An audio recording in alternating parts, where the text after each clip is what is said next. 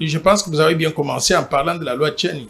Pourquoi? Parce que quand je suis revenu des États-Unis en 2018, j'avais pris le temps de lire la Constitution de la République, du premier article au dernier article, pour comprendre exactement ce que disait notre Constitution.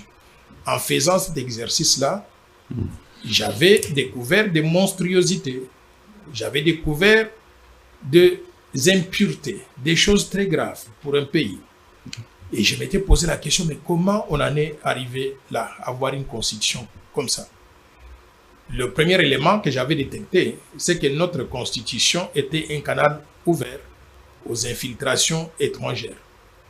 Et j'ai commencé à dénoncer cela. Je n'avais pas de pouvoir pour changer les choses. J'ai commencé à dénoncer ça. Je me suis dit, nous avons besoin d'avoir une loi qui verrouille l'accès à certains postes. Pourquoi? Parce que tel que la Constitution est formulée aujourd'hui, nous sommes ouverts à toute éventualité. N'importe qui peut débarquer au Congo. Quelques années après, il est candidat, il gagne l'élection, c'est un étranger et il va nous vendre. Il va nous vendre aux étrangers, vendre les minéraux du Congo et balkaniser la RDC. Quel article qui ouvre la voie aux étrangers? Il y a deux articles qui m'avaient intrigué. Oui. Cet article qui ouvrait la voie aux étrangers, c'est l'article 72 de la Constitution, qui dit que pour être candidat à la présidence de la République, il faut être congolais d'origine. Point. Et je me suis posé la question, qu'est-ce que ça veut dire être congolais d'origine? Quand j'analyse ça de très près, je découvre que un congolais d'origine, un congolais de père et de mère, un congolais de père ou de mère, c'est-à-dire avoir un parent congolais, un parent étranger, on considère que vous êtes congolais d'origine. Je trouve que c'est une aberration. Ou bien un étranger qui devient congolais, il peut vivre au Congo pendant un certain temps et ses enfants deviennent éligibles pour être candidats à la présidence de la République. Alors, je m'étais dit qu'il fallait qu'on soit très clair, qu'on reconnaisse déjà que tous les Congolais, toutes les catégories de Congolais là, sont des Congolais. Ils sont mes compatriotes, ils sont nos frères et sœurs, et on doit les accepter. Ils doivent tout faire dans notre pays. Sauf que pour les fonctions de souveraineté, des fonctions sensibles, il faut réserver ces fonctions-là exclusivement aux Congolais d'origine, virgule, nés de père et de mère congolais d'origine, et mariés, le cas échéant, aux conjoints qui sont aussi congolais d'origine. De cette façon-là, on enlevait l'élément étranger dans ceux qui pouvaient occuper les fonctions de souveraineté, qui sont très limitées d'ailleurs, qui sont lesquels? Président de la République, président de l'Assemblée nationale, président du Sénat, les hauts magistrats de la République, les gens comme les présidents de la Cour de cassation, Cour constitutionnelle, le Conseil d'État, ça c'est les hauts magistrats de la République, les officiers supérieurs de l'armée, de la police, à l'ANER, l'Agence nationale de renseignement, l'Agence de migration, la Banque centrale du Congo, le Premier ministre et les ministres régaliens, c'est-à-dire Finances, Défense, Justice, Affaires intérieures, Affaires étrangères. Donc, tous ces postes-là, et aussi les ambassadeurs de la République démocratique du Congo à l'étranger, tous ces postes-là devaient revenir aux Congolais d'origine, nés de père et de mère congolais d'origine, pour éviter l'élément conflit d'intérêts. Je donne un exemple, nous sommes aujourd'hui en guerre contre le Rwanda. Imaginez une fois, si on avait un président de la République dont le père est rwandais et la mère est congolaise. Parce que d'après la constitution actuelle, ce président de la République, là, il est congolais d'origine. Mais ce président de la République prendrait tout le Congo, vendrait au pays de son père, donc le Rwanda, et le Rwanda viendrait nous coloniser. Et en ce moment-là, nous allons perdre la souveraineté nationale, l'intégrité territoriale à cause d'un individu, et on n'a pas été très prudent en sélectionnant cette personne-là. C'est ça l'article qu'il faut modifier. Tout à fait. Mais vous n'avez pas donné votre position. Le débat, c'est sur soit le changement, soit la révision. Vous êtes de quelle école? Vous êtes de l'école du changement ou de la révision? Ça, c'est une très bonne question. Mais laissez-moi revenir sur ce qui m'avait intrigué. À part l'article 72, il y a aussi l'article 10 de la Constitution qui dit que la nationalité congolaise, elle est une et exclusive. C'est-à-dire vous ne pouvez pas être congolais et être français, être congolais et être belge.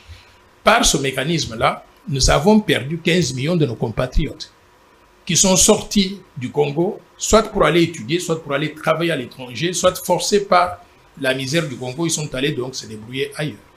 15 millions de nos compatriotes, on les a perdus. Ils ne sont plus congolais parce qu'ils ont opté pour les nationalités des pays de résidence pour être en mesure d'étudier ou bien de travailler dans ces pays-là. Mais moi, je pense que c'est une aberration. 15 millions, c'est comme la population du Mali. C'est comme la population 3 fois du Congo-Brazzaville et du Gabon. C'est comme la population du Burundi. Et nous avons rejeté ces gens-là. Ce sont des ressources humaines dont le pays a besoin pour le développement. J'ai proposé alors une loi qu'on a appelée la loi Tchani de père et de mère et d'épouse, qui voudrait qu'on puisse reconnaître l'irrévocabilité de la nationalité congolaise à la place de l'exclusivité de la nationalité congolaise. C'est-à-dire, quand vous êtes Congolais pour toujours, pour la vie. Vous ne pouvez plus perdre la nationalité congolaise. Maintenant, si vous allez prendre une deuxième nationalité, ça vous regarde. Sauf que nous allons restreindre cela pour que la double nationalité ne soit pas applicable aux pays voisins, particulièrement les pays qui nous font la guerre, parce que nous n'avons rien à voir avec ces pays-là jusqu'à ce qu'ils puissent donc se comporter comme des véritables frères africains. En ce moment-là, on pourra considérer cela. Donc, voilà les deux éléments qui m'avaient intrigué, qui m'ont amené à commencer à demander qu'on puisse réviser la Constitution. Parce que mettre en application la loi Tchani de père et de mère et d'épouse impliquait qu'on modifie l'article 10 de la Constitution et l'article 72 de la Constitution. Donc, j'étais favorable dès le départ à la révision constitutionnelle. Maintenant, j'ai pris le temps de lire toute la Constitution, encore, du début à la fin, tous les articles de la Constitution. Et j'ai trouvé des choses incroyables. Et je me suis dit, je voudrais être constructif pour mon pays.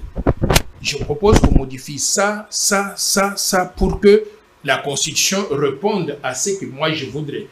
Nous avons rédigé avec mon équipe tout un projet de Constitution révisée. C'est toute la Constitution. Après près combien d'articles révisés? Nous avons 20 matières qui sont essentielles. Je pourrais parcourir certaines de ces matières-là. Ces matières essentielles-là, on peut les inclure dans la Constitution, soit à travers une révision constitutionnelle, en gardant le reste de la Constitution intacte. Mais il y a tellement beaucoup de matières à réviser que moi, je me demande s'il ne faudrait pas qu'on envisage purement simplement de réécrire la nouvelle Constitution. Il y a un élément important qui m'a amené à cette réflexion-là. C'est quoi? C'est que parmi les matières que je propose qu'on puisse réviser, il y a certaines matières qui sont des matières verrouillées par l'article 220 de la Constitution, qui dit qu'on ne peut pas toucher à cela. Et je vais vous donner un exemple concret. Oui. L'exemple concret, c'est le mode de scrutin. Il y a le mode de scrutin indirect qui est utilisé pour les sénateurs et les gouverneurs de province. C'est-à-dire, ce n'est pas la population qui vote pour ces gens-là, mais ce sont les députés provinciaux qui vont voter pour eux. Les députés provinciaux, nous avons à peu près dans chaque province 30 députés provinciaux. Et pour être élu gouverneur ou sénateur, il faut avoir les votes de 4 ou 5 personnes députés provinciaux. Moi, j'ai eu des sollicitations, des gens qui sont venus me voir. Ils me disent, vous savez quoi, vous avez de très bonnes idées, nous voulons que vous soyez sénateur. Et nous allons vous soutenir. J'ai dit, mais très bien, allez-y, soutenez-moi.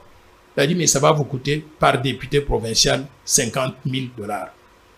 Donc, c'est un canal ouvert à la corruption. J'ai refusé, je leur ai dit, je ne suis pas intéressé pour acheter un siège au niveau du Sénat ou bien acheter un siège pour être gouverneur de province. Alors, est-ce que nous sommes un pays qui accepte la corruption à ciel ouvert? Non. Quand vous arrivez donc à une situation comme ça, vous vous dites, mais tiens, ça c'est un canal ouvert à la corruption. Vous voulez mettre fin à cela. Vous allez mettre fin à cela comment? Il faut modifier ou réviser la Constitution. Et vous arrivez dans la Constitution, vous trouvez que cette matière-là fait partie des 8 matières dans l'article 220. C'est interdit d'y toucher. Donc, nous devons accepter de vivre avec la corruption toute notre vie parce qu'il y a quelqu'un qui a rédigé cette Constitution qui a dit que l'article 220 contient des matières donc qu'on ne peut pas verrouiller. Je dis non. Par conséquent, nous devons toucher à cet article-là. Toucher à cet article pour enlever cet élément de corruption. Et on va examiner tous les autres éléments qui font partie de l'article 220 pour déterminer une après l'autre. Est-ce que ça vaut la peine de les maintenir comme tel ou pas?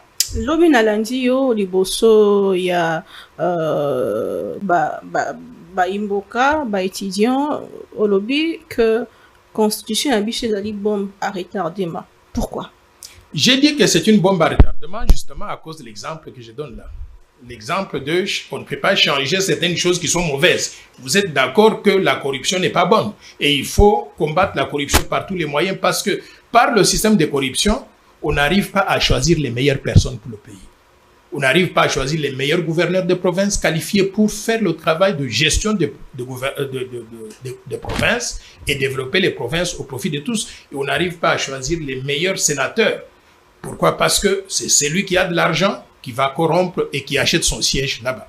Mais c'est depuis 18 ans que tu as le même système. Pourquoi changer la Constitution et pourquoi la changer maintenant?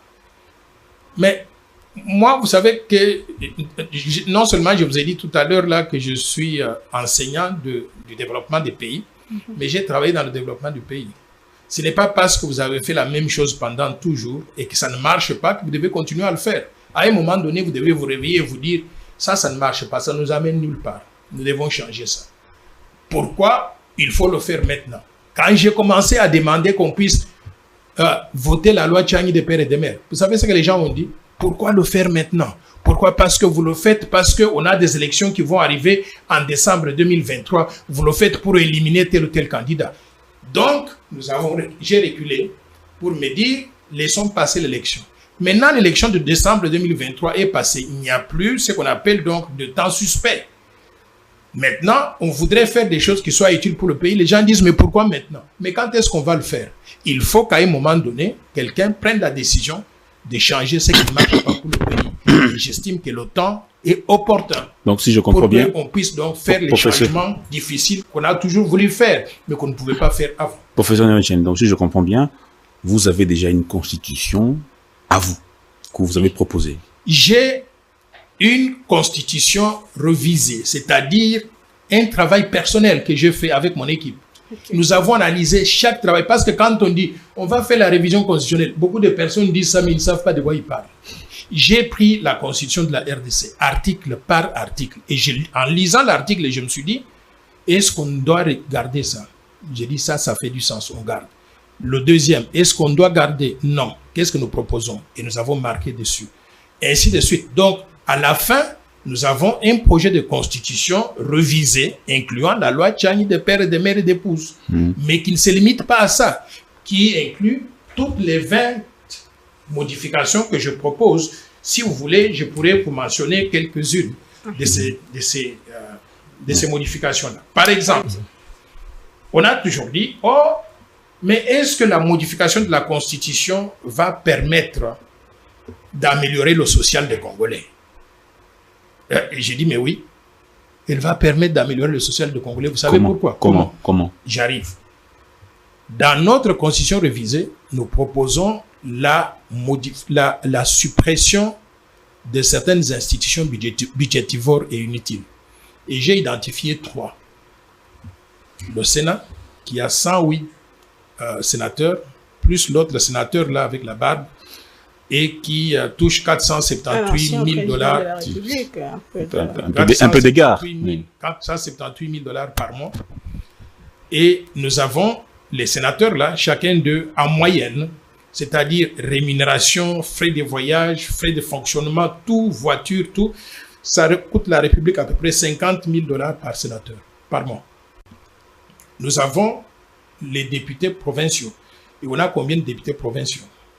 Nous avons 26 provinces et chaque province a environ 30 députés provinciaux. Prenez 26 multiplié par 30, vous avez près de 130 et quelques députés provinciaux. Et chaque député provincial, le coût total, c'est que ça coûte à la République. Rémunération, voiture, frais de voyage, tout ce qu'il faut, ça revient à peu près à 25 000 $ par mois. Et vous avez maintenant le Conseil économique et social qui a 500 conseillers économiques et sociaux. Ces 500 conseillers économiques coûtent à la République environ 15 000 $ par mois. Prenez maintenant le total de tout ça par an, on arrive à 400 millions de $. C'est que ça coûte à la République, 400 millions de $ pour entretenir ces 3 institutions-là. 400 millions de $ par an. Nous avons une législature de combien? De 5 ans. 400 millions multipliés par 5, on a 2 milliards de $. C'est ça que ça coûte à la République d'avoir ces institutions-là budgétivores, mais qui ne nous apportent aucune valeur. Maintenant, supposons qu'on supprime ça. Nous aurons épargné dans une législature 2 milliards de dollars. 2 milliards de dollars, vous savez à quoi ça peut servir? Ça peut payer les enseignants, les militaires, les policiers, les professeurs d'université. Ça peut construire les écoles, construire les hôpitaux, les routes, les chemins de fer. On peut faire beaucoup de choses avec 2 milliards de dollars tous les 5 ans. Et imaginez que quand on fait ces modifications, on ne va pas le faire pour une législature. C'est pour le reste de la vie. Ça veut dire 2 milliards qu'on